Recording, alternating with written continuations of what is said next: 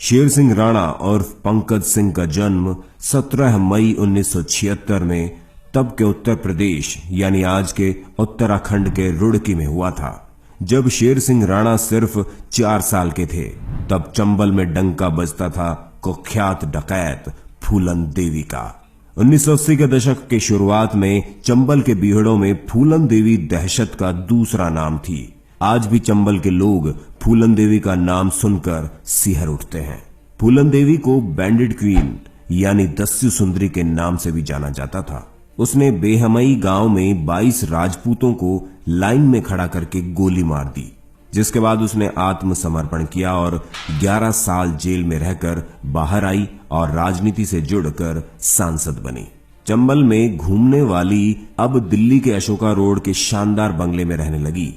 25 जुलाई 2001 को शेर सिंह राणा फूलन से मिलने आया और फिर घर के गेट पर फूलन को गोली मार दी। फूलन की हत्या के बाद राणा ने कहा था कि उसने बेहमई कांड में मरे अपने राजपूत भाइयों का बदला लिया है। अब यहां से शुरू होती है हमारी कहानी। फूलन देवी की हत्या के 2 दिन बाद शेर सिंह राणा ने देहरादून में पुलिस के सामने आत्मसमर्पण कर दिया और जुर्म स्वीकार कर लिया। केस चलने तक अदालत ने शेर सिंह को तिहाड़ जेल में भेज दिया। तिहाड़ जेल में करीब 2.5 साल रहने के दौरान राणा ने कहा था कि तिहाड़ की सलाखें उसे ज्यादा दिनों तक नहीं रोक पाएंगी, और हुआ भी ऐसा।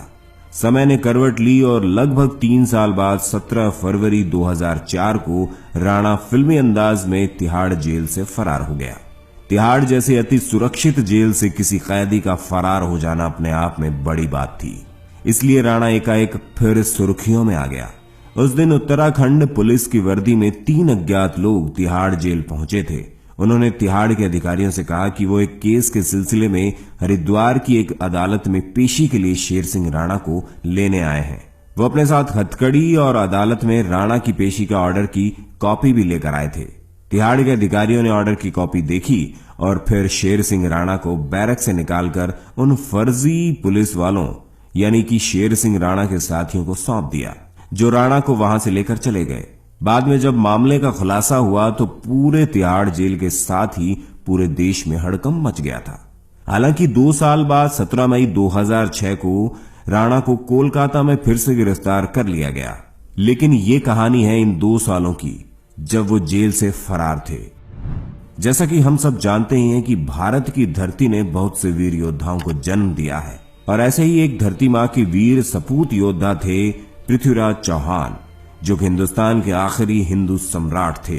कंधार विमान हाईजैक मामले में तत्कालीन विदेश मंत्री जसवंत सिंह अफगानिस्तान गए थे, तो उस समय उन्हें गजनी में पृथ्वीराज चौहान की समाधि होने की जानकारी खुद तालिबान सरकार के अधिकारियों ने दी थी। पृथ्वीराज चौहान की समाधि अफगानिस्तान में थी और मोहम्मद गौरी की कब्र के पास मौजूद थी। अफगानिस्तान में यह परंपरा है कि जो लोग मोहम्मद गौरी की कब्र देखने जाते हैं उन्हें पहले पृथ्वीराज चौहान की समाधि का अपमान जूतों से करना पड़ता है। जसवंत सिंह ने जब भारत आकर इस बात का खुलासा किया तो इस बयान को समूचे भारतीय मीडिया ने बढ़ चढ़कर देश की जनता के सामने रखा।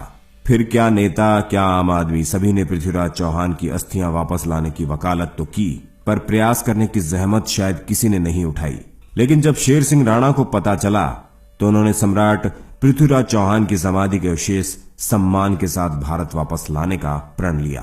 फरारी के बाद उसने सबसे पहले रांची से फर्जी पासपोर्ट बनवाया और कोलकाता पहुंच गया, जहां से राणा ने बांग्लादेश का वीजा बनवाया और पहुंच गया बांग्लादेश, जहां राणा ने फर्जी दस्तावेजों की मदद से यूनिवर्सिटी में दाखिला लिया और इसी दौरान उन्होंने अफगानिस्तान का वीजा भी बनवाया और फिर राणा ने कदम रखा अफगानिस्तान में।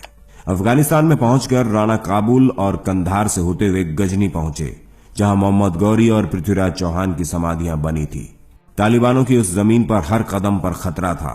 इस तरह तालिबानियों के गढ़ में शेर सिंह राणा ने 1 माह गुजारा और पृथ्वीराज चौहान की समाधि को खोजते रहे और आखिरकार उन्हें वो जगह मिल ही गई और वहां शेर सिंह ने पृथ्वीराज चौहान का अपमान अपनी आंखों से देखा और अपने कैमरे में कैद किया। राणा ने बिना डरे जान हथेली पे लिए पृथ्वीराज चौहान की अस्थियों के अवशेष निकालने की पूरी प्लानिंग अच्छे से की। फिर आया वो दिन जब राणा ने अपने प्लानिंग के अनुसार पृथ्वीराज चौहान की समाधि की खुदाई की और अवशेषों को निकालकर सम्मान पूर्वक भारत ले आए। इस पूरे घटना को अंजाम देने में 3 माह का वक्त लगा। राणा ने पूरे घटनाक्रम की वीडियो भी बनाई ताकि वो अपनी बात को प्रमाणित कर सके। बाद में राणा ने अपनी मां की मदद से गाजियाबाद के पिलखुआ में पृथ्वीराज चौहान का मंदिर बनवाया, जहां पर उनकी अस्थियां रखी गई। हालांकि आधिकारिक तौर पर इस बात की पुष्टि आज तक नहीं हो पाई, लेकिन जिसने भी राणा के साहस की यह कहानी सुनी वो गर्व से भर गया। एक दिन जांच एजेंसियों को पता चला कि कोई कोलकाता में हिंदी अखबार ले रहा है और हिंदी अखबार की वजह से राणा पुलिस की गिरफ्त में आ गया। 2006 में कोलकाता के गेस्ट हाउस से दिल्ली पुलिस ने उन्हें गिरफ्तार कर दोबारा तिहाड़ भेज दिया, जहां पर उन्होंने जेल डायरी तिहाड़ से काबुल कंधार तक नाम की एक किताब लिखी। एंड ऑफ बैंडिट क्वीन नामक बायोपिक फिल्म शेर सिंह राणा के जीवन पर आधारित है, जिसमें शेर सिंह राणा का किरदार अभिनेता नवाजुद्दीन सिद्दीकी ने निभाया है। तो ये थी शेर सिंह राणा के अदम्य साहस और कारनामे की कहानी। शेर सिंह द्वारा उठाए गए इस कदम का स्वागत देश के लोगों ने तहे दिल से किया। आपको बता दें कि शेर सिंह राणा द्वारा दी गई हत्या और भारत के कानून का अनादर करने का हम बिल्कुल भी समर्थन नहीं करते। इस वीडियो को बनाने का मकसद सिर्फ शेर सिंह के इस साहसिक कारनामे को सभी के सामने लाने के लिए किया गया है। जब सरकार सब कुछ जानने के बाद भी सो रही थी और विपक्ष राजनीति कर रहा था, तब शेर सिंह ने अकेले बीड़ा उठाया धरती मां के उस वीर सपूत को वो सम्मान दिलाने का जिसके वो हकदार थे। इसके बारे में आप क्या सोचते हैं, हमें कमेंट करके जरूर बताएं। इस वीडियो को बहुत मेहनत से बनाया गया है, इसलिए अपने विचार व्यक्त करने से पहले जरूर सोचें और हमारे चैनल हिंदी काउंटडाउन को सब्सक्राइब करना बिल्कुल ना भूलें। जय हिंद, जय भारत।